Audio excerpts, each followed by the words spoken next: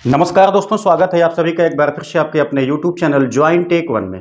दोस्तों, अगर आप लोग यूपीआई से पेमेंट करते हैं तो अब यहाँ पर यूपीआई की कंपनी ने एक नया गाइडलाइन जारी कर दिया है, जिसकी वजह से आप लोगों की मुश्किलें काफ़ी ज़्यादा बढ़ने वाली है। दोस्तों, हम लोग जानते हैं कि 2016 से जब से यहाँ पर यूपीआई सिस्टम चालू हुआ था, तब से दोस्तों अब तक लेकर के बहुत ज़्यादा आपको पेमेंट करना आसान हो गया था। जहाँ दोस्तों चोरी छिनैती में काफ़ी ज़्यादा कमी आई थी, वहीं दोस्तों पेमेंट सिस्टम में लोगों की जो आवश्यकताएं थी वह यूपीआई की मदद से काफ़ी ज़्यादा पूरी हो जाती हैं।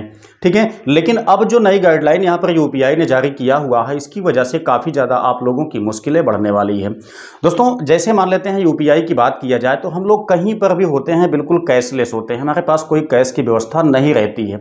यदि हमारे पास पैसे भी नहीं हैं, लेकिन अगर हम लोग यूपीआई सिस्टम का इस्तेमाल करते हैं तो ऐसी सिचुएशन में कहीं पर भी कोई मुश्किल आ जाती है, कोई समस्या आ जाती है, तब दोस्तों हम लोग अपने दोस्त से या जो हमारे पेरेंट्स होते हैं उनसे हम लोग आसानी से आवश्यकता अनुसार हम पेमेंट करवा लेते हैं अपने यूपीआई पे। ठीक है, जिससे हम लोग यहाँ पर यूपीआई पेमेंट करके क्यूआर कोड की मदद से अपना काम चला लेते हैं। लेकिन दोस्तों अब यहाँ पर यूपीआई का जो नया आदेश आया हुआ है, इसके अनुसार अब दोस्तों यहाँ पर ट्रांजैक्शन लिमिट लगा दिया गया है। जैसा कि आपको पता है कि यूपीआई से हम लोग डेली कम से कम 1 लाख तक का ट्रांजैक्शन कर सकते हैं। नई गाइडलाइन के अनुसार यहाँ पे 5 लाख तक की सीमा को बढ़ाया गया है, लेकिन कुछ विशेष केसों में बढ़ाया गया है। सभी के लिए यह ट्रांजैक्शन अलाउ नहीं है। तो दोस्तों यहाँ पर जो आपका, अगर आप सेविंग अकाउंट से डेली 1 लाख का ट्रांजैक्शन करते हैं, तब दोस्तों ऐसे में आपका अब यहाँ पे जो सेविंग अकाउंट है वह एक बिजनेस अकाउंट माना जाएगा, जिसकी वजह से आपसे यहाँ पर चार्ज जो वसूला जाएगा।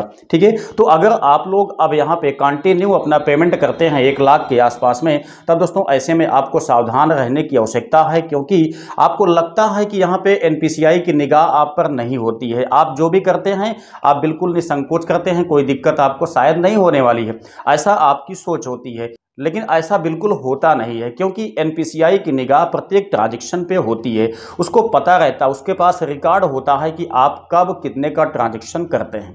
ठीक है, तो ऐसी सिचुएशन में आप पर दोस्तों अब यहाँ पे जो चार्ज है वह वसूला जा सकता है, किसी भी टाइम ये चार्ज आपका वसूला जा सकता है। तो आप लोगों को थोड़ा से सावधान रहने की आवश्यकता है। दोस्तों यहाँ पर जो एईपीएस संचालक भाई हैं उनके लिए तो ये विशेष नोटिस है, क्योंकि वो लोग क्या काम करते हैं, जो आपका कंपनी, जो एईपीएस कंपनी जिस भी कंपनी का ऐप चलाते हैं, जो एईपीएस कंपनी ने वहाँ पे डीएमटी का ऑफर या व्यवस्था दिया हुआ है, उसका यूज बिल्कुल भी नहीं करते हैं। क्योंकि वहाँ पे डीएमटी करने से क्या होता है कि कुछ चार्जेस कंपनी को मिल जाता है, शेष आपको मिलता है।